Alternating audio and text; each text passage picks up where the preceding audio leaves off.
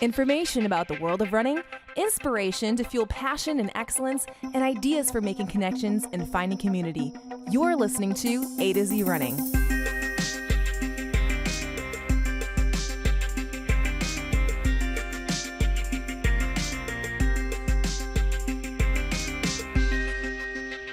Hi everyone, welcome to the A to Z Running Podcast, where we help runners thrive. I'm Andi. And I am Zach. Today on the A to Z Running Podcast, we're talking about how can we stop wasting time. Now, some of you remember from last week's episode with Marty Hehir, his profound statement, which was no wasted minutes. So we're going to investigate that and how we can do it well. Also, in the world of running, there was a ton of records. A ton of records. And we have an exclusive with a new national record holder from Australia, and that is Oliver Hoare. So we're going to get an exclusive from him. We also are talking about a new running film. There is so much to talk about, which means you have a lot to learn. And so you need to go to AtoZrunning.com, look for the word follow, and then subscribe on YouTube to A to Z Running, our channel, so that you can learn everything there is to know about running. And ask your questions and post comments. I was waiting for Andi to give me some kind of comments about no, but maybe she's finally coming on to my opinion that we are the sole authority on running. No, we bring great guests on, Zach. That's what I keep saying. That's right. That's right. Yeah. So ask your questions, post your comments, and then we'll share things with the world, like this comment from Erica. She asked a question related to our episode about foot health. If you recall, Dr. Bill Johncock, the podiatrist himself, was on talking about foot health recently, and Erica had a question afterward. I was wondering, she wrote, if you knew anything about the yoga toe separators for runners, and if that is helpful or not. I have a small bunion on one of my feet, and so I wasn't sure if that would help. Now, to answer your question, Erica, no, I know nothing about yoga toe separators or bunions on feet. But Dr. Bill Johncock does, as you might guess, and because he was so gracious as to chime in and offer his response, we have the authority himself sharing an answer to your question. So here's what the doc says. The use of yoga toes is fine. There are no real contraindications to using them. They will indeed help stretch the tendons and ligaments somewhat. End quote. Now, he shared an article. And so, yes, those things, that could be helpful, he says, but there's more to it than that. So daily use of yoga toes is gentle enough for everyday use. It can help ease foot pain related to many different kinds of common foot issues. So in that sense, it can be of general benefit. The article went on to say that you should ask your podiatrist about things like regular use with something like that, especially if it's prolonged. And more specifically, if you have a structural problem. Yoga toes will not fix that. Now, as you might guess, bunions fall under the category of potentially being a structural problem. So we're going to read one more quote from Dr. Johncock for you, Erica. He said, this structural problem, this bunion issue, makes sense. To answer the question about helping with a bunion has both a structural component, bone alignment, and a soft tissue component, tendons and ligaments. So no device between your toes will or would correct the bone alignment concern, and instead you may ultimately need surgery for that. So no, the yoga toes probably won't solve your bunion problem, but they may help your feet feel better in general. So it might be worth using anyway, and if the bunion continues to get worse, you should consult someone about that, because in most instances, bunions need to be removed surgically. I'm very interested about these toe separators now. Wait, I thought you were about to say you're interested in bunions. I mean, that's interesting too. It's all interesting to me. So we have a winner of our giveaway. Thank you to everybody who entered and recommended the A to Z Running Podcast to a friend or online. The winner of our giveaway was Bill Schutte, who is our athlete, and we did not rig that at all. So thank you, Bill, and we'll be sending you your hat and neck gaiter. Excellent work, Bill. Thanks for sharing. All right, one more thing. We do have Maze Menu e-cookbook, Fueled, and it's wonderful. And so you should consider checking it out. And the only reason I know it's wonderful is because the dinners I've been eating oftentimes lately have been quite nutritious and at the same time delectable. And it's very nearly impossible to make a really nutritious meal also taste good unless you know what you're doing. And so, as you might guess, Andi's been trying some experiments on me and my palate lately. And I would call most of them successes. All of them. Yeah, from that cookbook, for sure. Yes.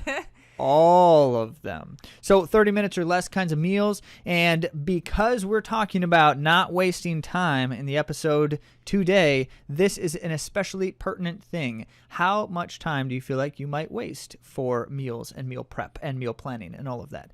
And the answer is, if any at all, this resource might be helpful for you. So that's May's menu e-cookbook called Fueled. Yes, and I'll link to that in our episode show notes. Yes, at AtoZrunning.com.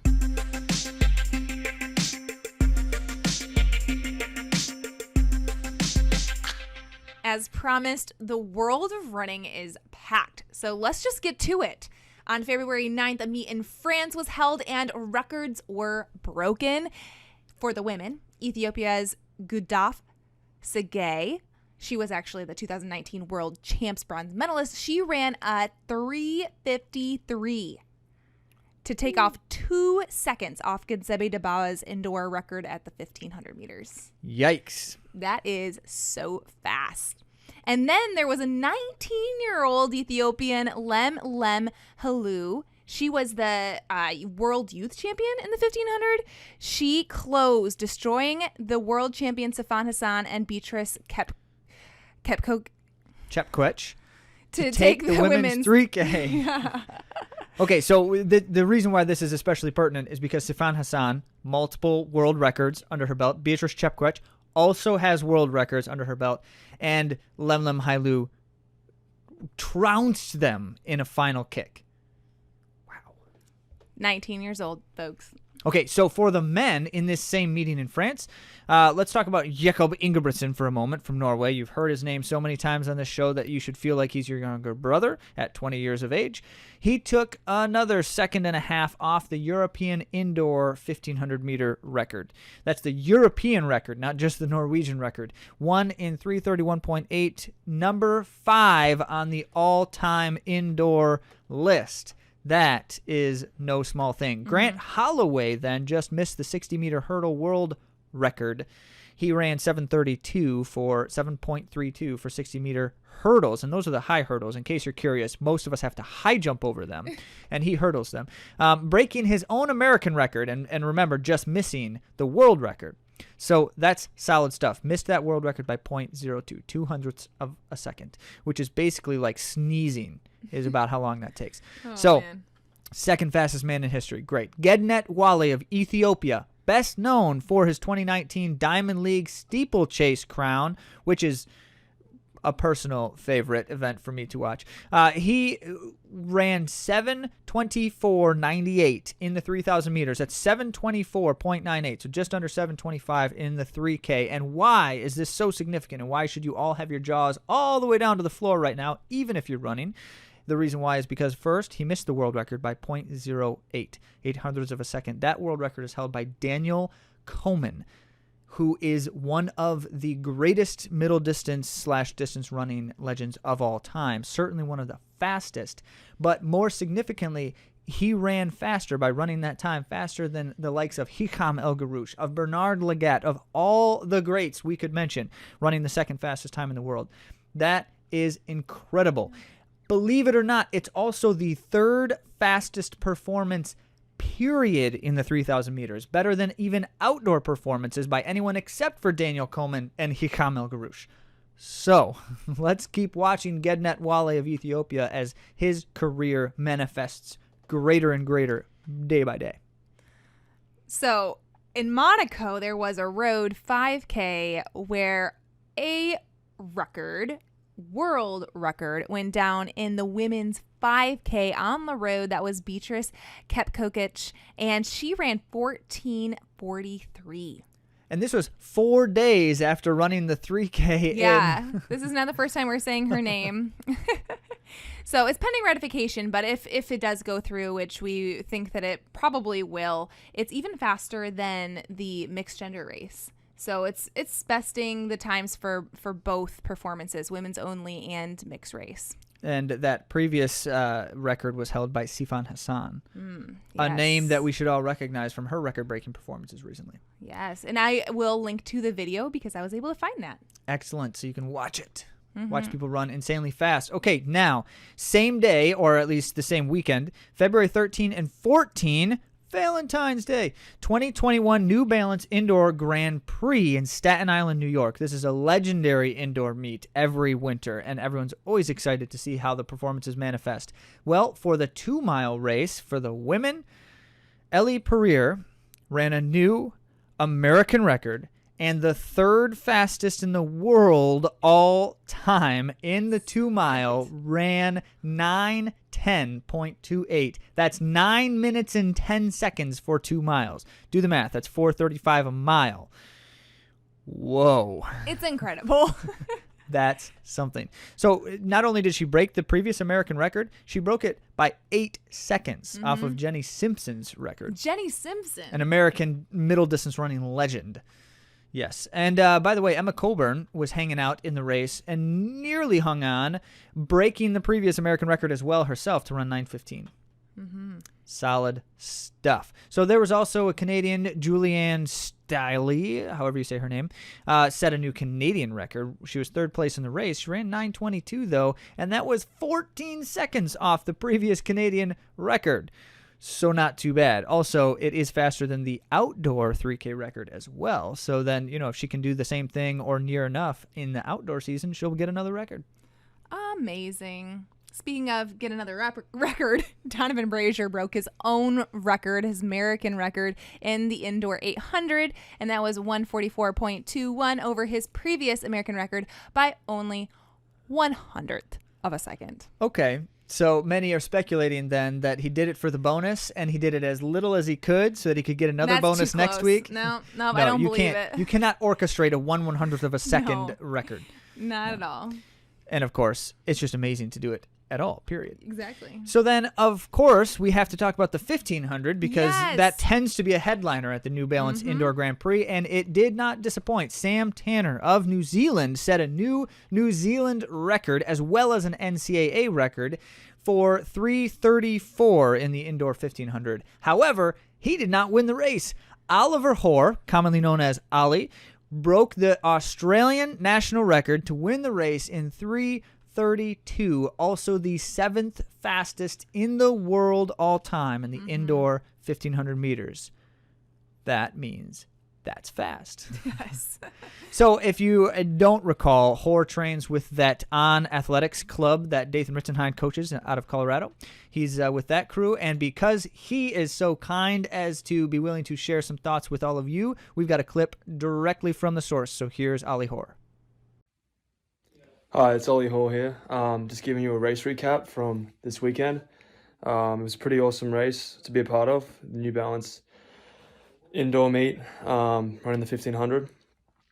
We went out in a really fast pace, and my kind of goal was to try and run the Olympic standard, which was 3:35. And for me, I wanted to get out clean and stay relaxed, and I was able to do that, and I just felt very, very comfortable at that pace. Dathan and I have been training pretty well to kind of get to that level, and that last lap I just let go and went for it, and it was a pretty exciting opportunity to be able to run an Australian record and to run that fast, and it's a great season opener for me, and hopefully more to come in the next following weeks when I race down in Austin in the 5K. Well, great job, Ollie. Incredible performance. All right, let's switch gears to the trails. It's been a while since we've talked about the trails. And at Moab's Red Hot Trail Race in Moab, Utah, it was dominated by Brittany Charbonneau. We love talking about Brittany. She does amazing things, but she's also just such a fun person. She showed up, she won the race, but she also set the new course record. That's no small thing. No. Speaking of Brittany, she is the funny runner, and the documentary we have teased, this new film that's coming out, is about her. So it's featuring Brittany, and it is made by Rob Steger, who was a previous guest on this podcast. He is the director and the producer of this film. He also shot it, and he did a fabulous job. I was able to see it myself, and we have an exclusive with Rob. Hey, what's going on? My name's Rob Steger. I'm the director and producer of The Funny Runner. This is a documentary film. I know it sounds a little bit like comedy of some sort, but it's featuring Brittany Charbonneau, who's just a amazing athlete, amazing person, really. And this story follows along the path she's taking. It gives some backstory as to her quitting her job to pursue her dreams and really finding herself face to face with the reality of not having any fun in this sport that she thought, this was the dream pursuit of hers. And then it shows the changes she's made with her coach Jenny, and it helps. It's tied together with Justin, her husband, who gives some of the backstory also, and we follow the path she's taken since making those changes. So this is an inspirational film. I get tired of seeing the same exact running films over and over. So I tried a few different kind of new ideas with it. I think you guys will really enjoy it. Tried some new ideas within film. So we tried an anamorphic lens with a headlamp, throw off some crazy lens flares for the opening, draw you in, make it interesting. But this film's touring, it's being shown, I should say, throughout the world at select film festivals right now, and we're hoping around mid-April it'll be available to the public. So can't wait to share Brittany's story with you. I think this film came out, really well, and given the circumstances of having to pull my own focus, do my own sound, do my own lighting, do everything, I'm happy with the result, and I really think it shares, it captures the essence of Brittany and what she's gone through and where she is today. So thank you guys for checking it out, and thank you to AtoZrunning for giving me this spot to highlight the film. Well, thanks, Rob. Appreciate that, and definitely excited to see more from what they're producing as well as Brittany's career. Absolutely. Let's get to our main topic.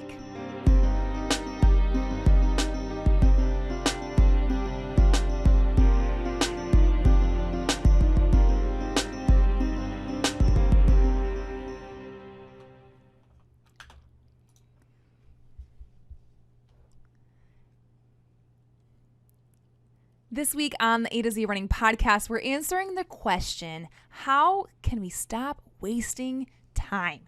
And this is inspired by our episode last week with Marty Hehir. Remember him? Fourth-year medical student, 2:08:59 marathoner. We delved into how to train as a busy runner. And what we got from that was a suggestion from Martin, which was no wasted minutes. And listen to more running podcasts. Yes, that too. I'm kidding.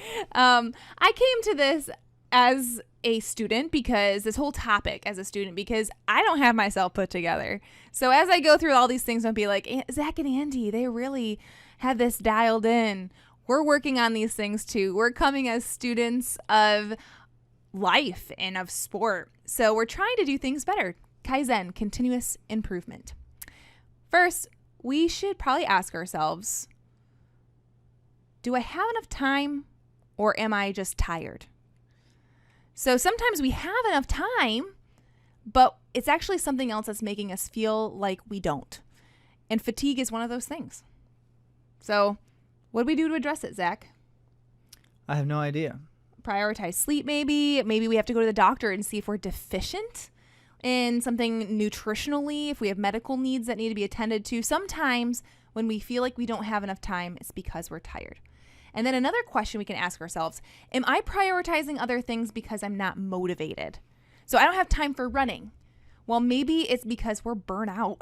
Maybe we just feel like we need to allow ourselves an out, and we say that we don't have the time for it, when really it's just we need a break from running. We need some space, and we talk all about that in an episode that I'll link to as well. Sometimes burnout makes us feel like we don't have time. So when we're thinking about then how can we stop wasting time, we really want to try to address this in a few subcategories.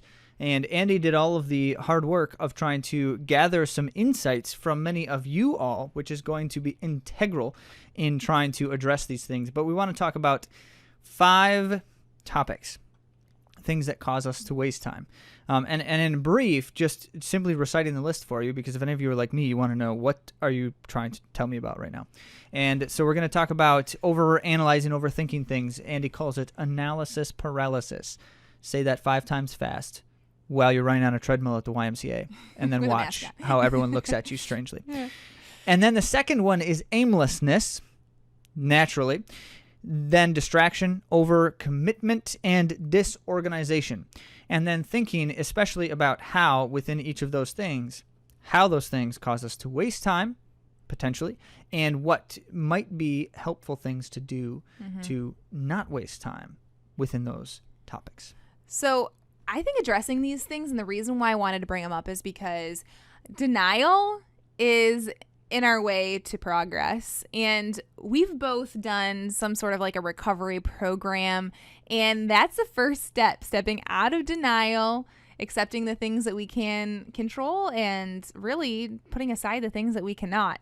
So today we're going to get over our denial by investigating some things that we might have some issues with. I'm not in denial. I've never been in denial. Are you in denial I've about never had denial? issues with denial. Oh, that's funny. So the first thing we're talking about is analysis paralysis. I'm already guilty of this one. I don't understand what that means. Please define that for us, Andy. So in a nutshell, we don't do anything because we don't know what to do.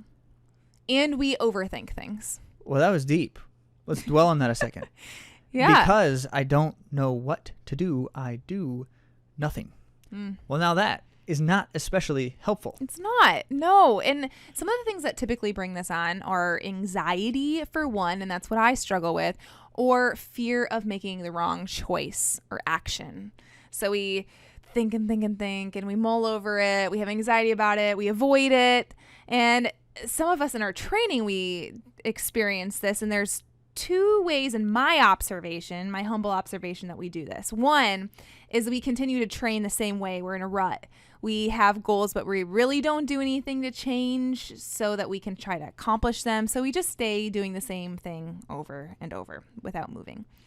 Now, I should mention that just because we're sharing these as categories does not mean that everyone has issues with every one of these either. Right. So you see yourself in some of these things and not in others, but also there's nuance to everything. So the idea of overanalyzing, I'm the kind of person who I analyze everything perpetually, but I'm also highly decisive. It's very easy for me to make decisions, especially very bad ones. I make them quite easily, especially without the conversation with other people in my family. But the point being, so the paralysis here might not necessarily be that I can't make decisions, but that I spend so much time trying to dive into a thing, and I can make the decision without having to do that necessarily, prioritize my attention, if you will, and be much more efficient then as I go about those things. So when I say like people doing the same thing, that might be exactly what running needs to be for you. So doing the same thing is fine. I'm talking about an routine. Instance. Yeah. I am talking about an instance where you're hoping for something different. So, but you're doing the same thing, expecting different results, which is the definition of insanity.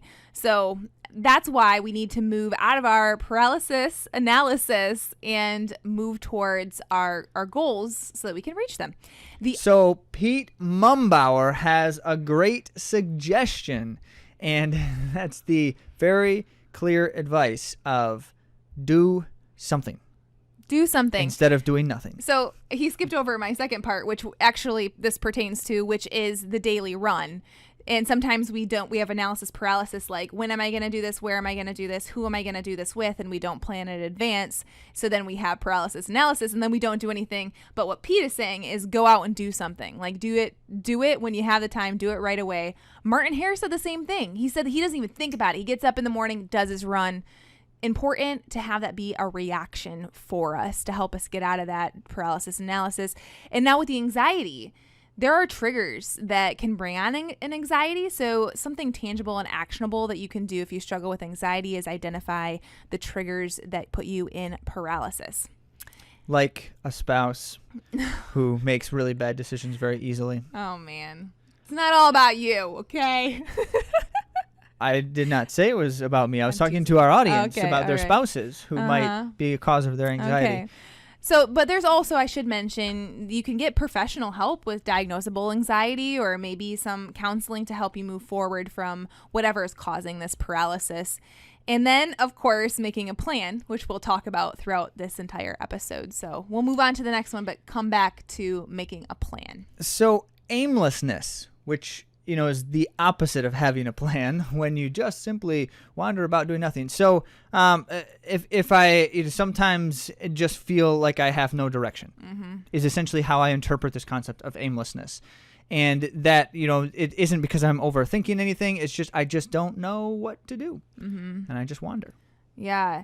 And you might be wondering if you struggle with this, and a couple indications. One is that you're fire and ice. So maybe you're super on fire and you get in a long run and some great workouts, but then you take a couple days off because you're sore from those because you did them too hard, maybe. So you're kind of fire and ice, back and forth. You have a lot of motivation, but it's not sustainable because you're feeling aimless in your training.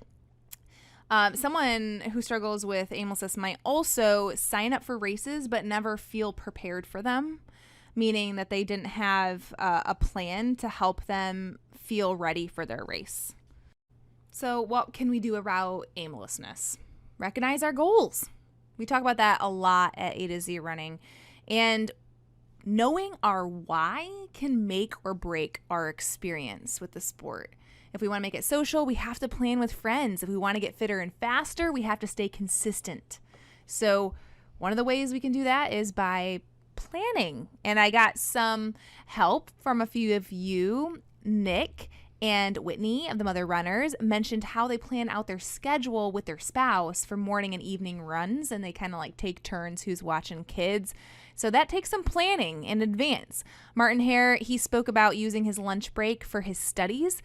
Jackie at Jackie Runs a Latte, she says that she uses her lunch break to mobilize or do lifting. And I know that a lot of athletes will use their lunch breaks to actually run, do their runch. Is that what they call it? I think so.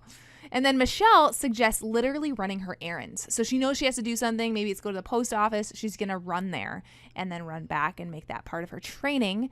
Something I personally have done before, and it's very satisfying. Do you ever run your errands? Have you ever done that?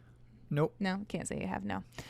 So we need to prioritize things. We could do a whole episode on prioritization, and that's part of planning. And we also need to make solutions available to ourselves. We need to anticipate our obstacles.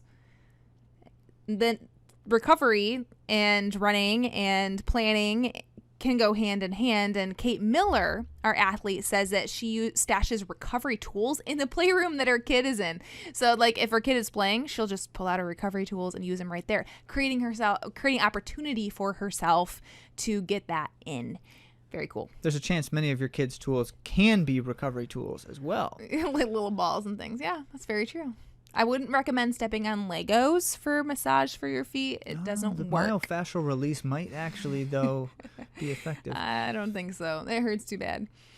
So if you need help putting these pieces together, a coach might be a good move. Psst, we're coaches. So if you're looking for someone to help you through some of these planning and also some of the actual like training anticipations, you can reach out to us. Now, another of the big obstacles to your time management could be just simply distraction. Yeah. And hit me right close this to home this is here. going to be an important reflection. Okay, we're going to get kind of a little bit computer science-y on you for a minute, which is necessary when talking about distraction, because the number one source of distraction in probably every single one of your lives has to do with your phone. More than likely. And of course, I am assuming, but that's not going to be true for every single one of you. Yeah. But for the vast majority of you. And that is not an accident.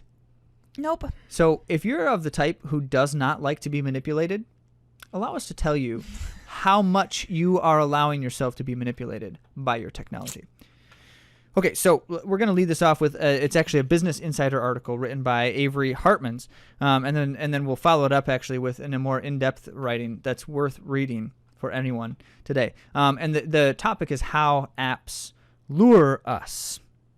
Andy, feel free to share some thoughts here from this article. So I'm like seeing the light, I suppose, in some of my addictive Or more likely seeing the darkness. I guess, yeah.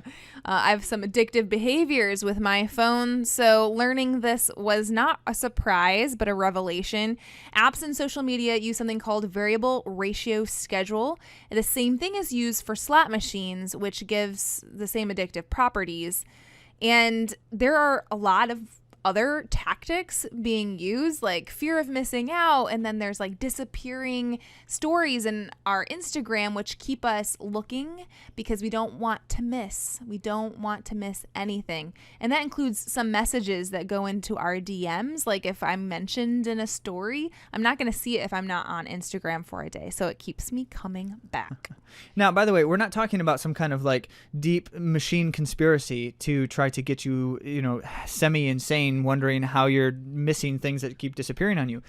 This is real stuff, specifically built into the algorithms intentionally. Mm-hmm. So Jaron Lanier wrote the book, 10 Arguments for Deleting Your Social Media Accounts Right Now.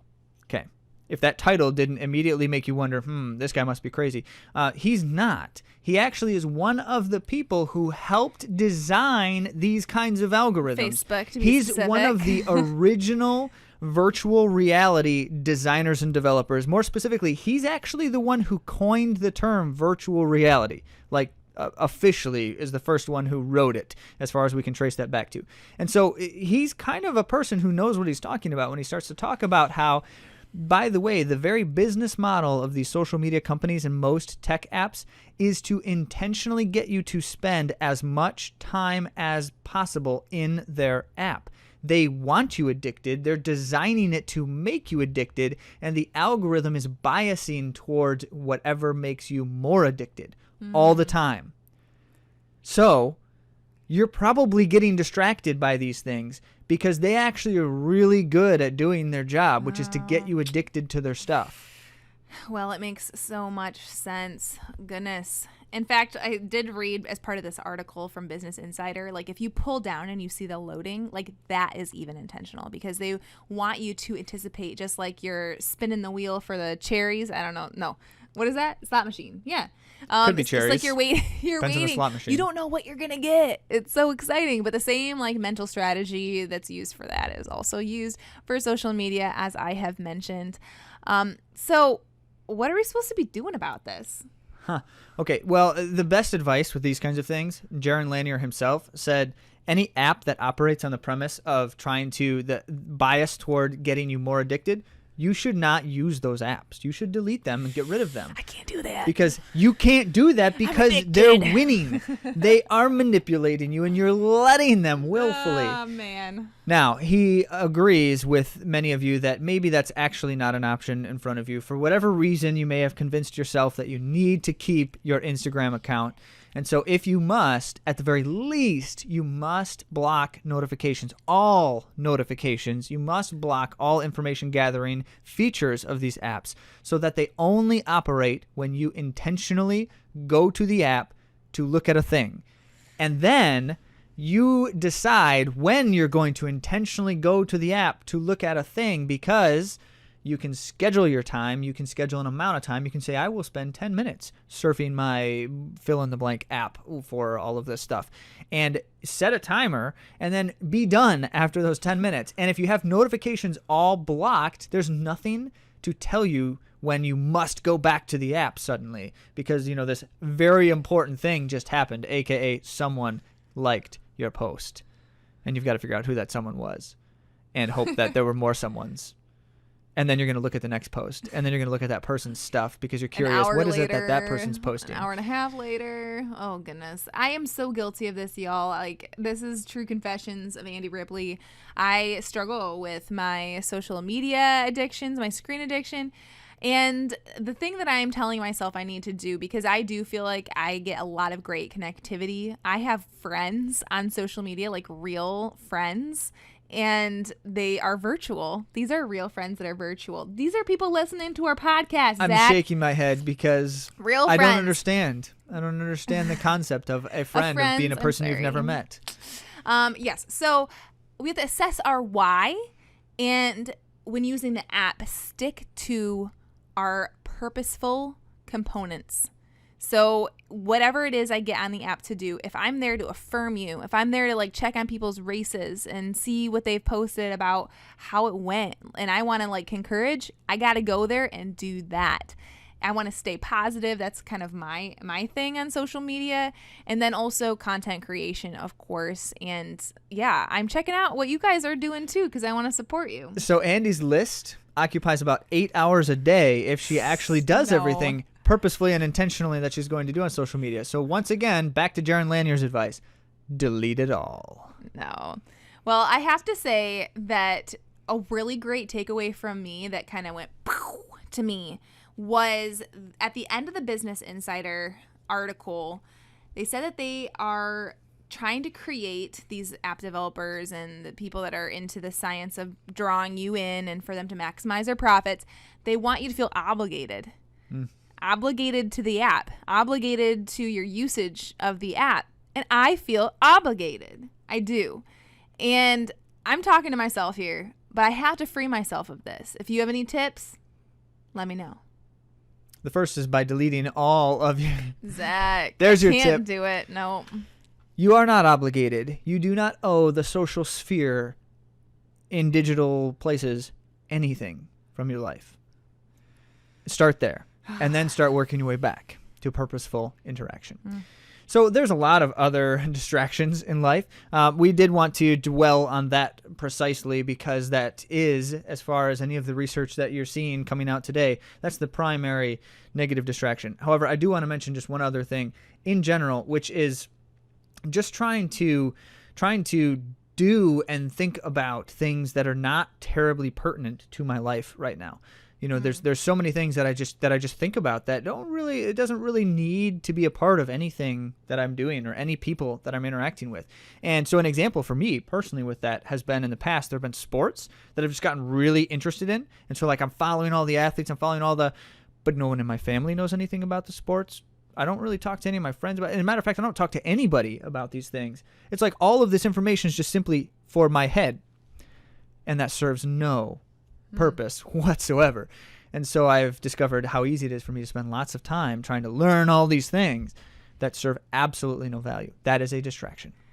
And I want to know another thing. This is kind of a spontaneous thought here, Zach. But when I am on social media, I am not resting.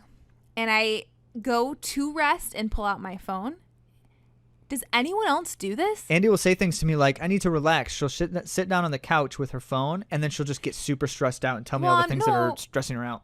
It's just, I get tired when I'm looking at a screen even. So, I don't know. Let me know if you guys do this too. If you like go to rest, you're like sitting there, maybe you're in Normatech, maybe, you know, you get a minute to yourself and you pull out your phone. Do you do that? Am I the only one? I don't think I am, but we'll find out. Let me know. 2 more quick ones. This next one is simply overcommitment. Yeah. That's a straightforward thing. It's pretty straightforward. You can't take on more things than you have time and energy in the day to do. And that happens in probably in a couple of different facets. I'll say certainly for me specifically, I don't overcommit to other people because I don't ever commit to other people at all. I just generally avoid ever saying yes to anyone who asks. As a matter of fact, when people ask me things, I revel in the opportunity to say no. Because then it feels like a relief. Oh my even though I never would have agreed to it in the first place. It's really quite something. Andy's already I'm like the exact opposite. I am Yep. I am someone who's a people pleaser and I love to help people. In fact, part of my overcommitment is because I'm not able to see what people actually want of me. I assume I know what they want of me and I give them all of this time and energy without ever asking them, is this what you really want? You know? Well, Jesus said when they ask for your for your coat, give them your sandals as well. So for Andi, when you ask for a favor, she gives you her entire life savings and her time for the next 3 months. Guys. I'm working on my nose. That's why I cut her off from the bank account. She doesn't have access. That's not I'm kidding. Okay, so for me then, my overcommitment is internally. I overcommit my attention to things. And so there's all these things I'm interested in, and I mentioned this already in the distraction thing, all these things I'm interested in, and very few of them are really truly relevant to any immediate priority in my life. But I also then commit significant amounts of time to those interests in my mind as well. So I have these like projects in my head that I want to accomplish, or these things I want to learn about, and there's no point to most of it. Mm-hmm. That's my overcommitment. Daydreaming's okay. I know we're kind of making it sound like daydreaming. I'm not talking about daydreaming. I'm talking about hours and hours. Okay. Yeah.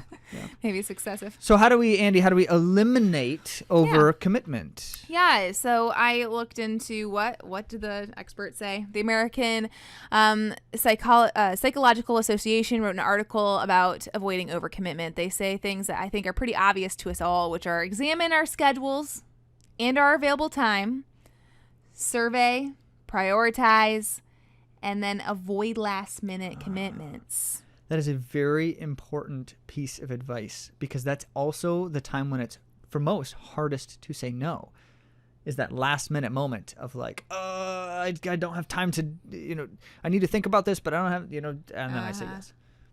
Not good.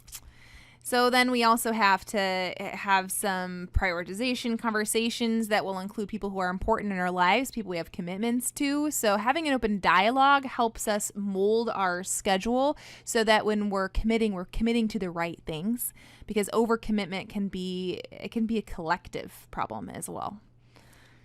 So that brings us to the final way that we waste time, which is disorganization. Mm-hmm. Which happens to be an area of tension between your beloved hosts here. So organization falling in several different kinds of categories, literally your physical space, certainly like you're organizing your thoughts and emotions and all of those kinds of things. But most importantly, how do we get to a point of organization from disorganization? Yeah. It's a difficult thing. I can tell you I've been struggling with it Not my hard entire at all. life. It's very easy. It's very easy to get organized. Maybe I should do like a this or that and have it be like Zach or Andy. Which are you more like? But nobody likes doing those kinds of things. I don't know.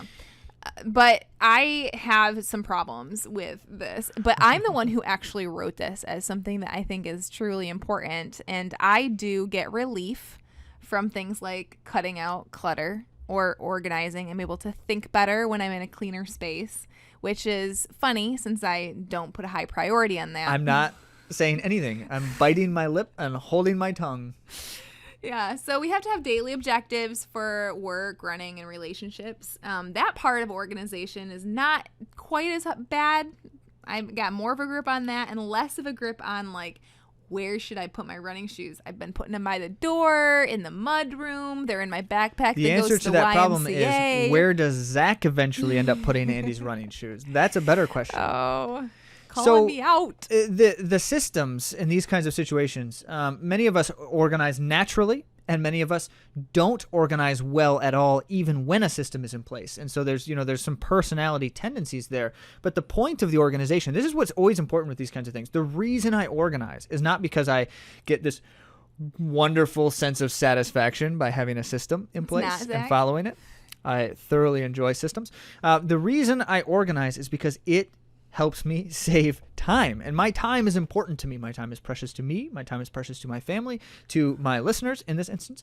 So I organize for the sake of preserving my time. It is self-serving in that sense, and certainly other-serving, and is beneficial. And now when I hold that priority high enough, then it can prove to change my habits over time. My time is precious. I can organize a little bit more. And yes, it takes a few minutes to organize things. But if you happen to know someone who really enjoys organizing and sets up systems just as a natural habit, you can consult with that person about how something ought to be organized. And you can find it organized very quickly in the blink of an eye. Then you just have to follow the system. Mm-hmm. He's looking at me. If you don't know the system, you can't find anything, though. Okay, therein lies another problem. But we're not going to spend too much more time on this. Yeah, but I do want to say, though, about the organizational component and how it directly relates to not wasting any time, no wasted minutes, is that when you wake up in the morning and you know where everything is, you can get out the door faster. Like, that is just plain and simple. The time matters. So in that sense, a lot of people suggest one piece of advice you often hear is, set things out the night before. So you just, get up and roll. However, if you have a great system in place where things always are in the exact spot where they should be all the time, then you don't have to set them out. You just simply wake up and just grab as you're walking past the places. I need this, I need this, I need this. And it's always the same thing, because as a runner, we tend to need the same things every time we run. Sure. So like I had mentioned, there is like the physical stuff. So maybe your life is a little chaotic and you're like, organization, what? Like, I got rid of some stuff and it helped me because then I actually had room for the things that I have. Did help. It did help. And then It'll also help even more when she gets rid of even more stuff. we mentioned like having like bunny trails in our thoughts and not having organized thoughts, which then can lead to us wasting time.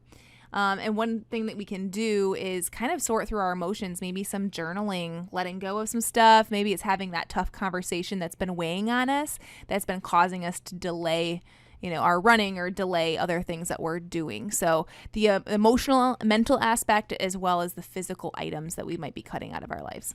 So in making a single summary statement about all of these things, how can we stop wasting time? By not wasting time. Thanks, like what Zach. I did there. But more specifically, by finding an area that consumes more time than it should and doing one thing to change it. That is always the most effective advice with these kinds of things, because the world is a big place and the amount of time available to us and the amount of time we waste, they are both substantial. So don't try to fix all of your problems. Find one thing and fix that one thing. Then you'll have a little bit more time to fix the next thing. That's a really great point. I like that. So thank you, Martin, for the inspiration, talking about no wasted minutes. How can we better use our time and be more effective so that we're not wasting this great, precious life that we have to live? And a lot of times we will prioritize our running and then other things suffer, but we want to be runners who are also thriving. Right, Zach? Thriving runners. That's what we're all about. So if you have any ideas of how to be time efficient, please send those our way. I would love to hear what you do to have no more wasted minutes. And coming up next week, I'm thrilled about this opportunity to talk to Emma Bates. She is a phenomenal runner. We're really excited to dive into the in-race decisions that we all have to make. Very exciting. So thank you so much for joining us. Please rate and review, and we'll talk to you next week.